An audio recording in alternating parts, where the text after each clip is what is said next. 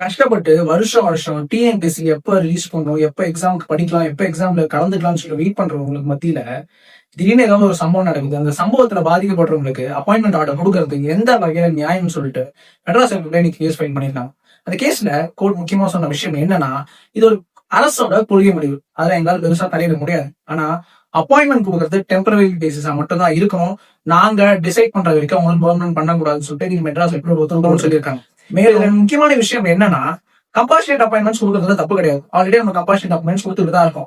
அதாவது government servant அவங்க பணியில இறங்கும்பொழுது இறந்துட்டாவோ இல்ல மெடிக்கல் கிரவுண்ட்ஸால அவங்க வேலையை தொடர முடியாத சூழ்நிலையில கம்பாஷனேட் அப்பாயின்மெண்ட்ஸ் கொடுத்துட்டு வராங்க. இந்த மாதிரி துர்சம்பவங்கள் நடைபெறும் பொழுது எதன் அடிப்படையில எதன் ஸ்கேலா வச்சுக்கிட்டு இவ்வளவு விஷயம் நடந்தா இல்ல இவ்வளவு எக்ஸ்டென்ட்டுக்கு இந்த டேமேஜஸ் இருந்தா இவங்களுக்கு அப்பாயின்மெண்ட் கொடுக்கலாம் எதனா ஒரு கைட்லைன்ஸ் இருக்கா? எந்த ஒரு கைட்லைன்ஸும் கிடையாது. இங்க பிரச்சனையே ப்ராப்பரா ஒரு கைட்லைன்ஸ் இல்லாதனாலதான். கைட்லைன்ஸ் வந்தப்போ கொடுப்பதுல யாருக்குமே எந்த ஒரு ஆட்சேபமே இருக்காது.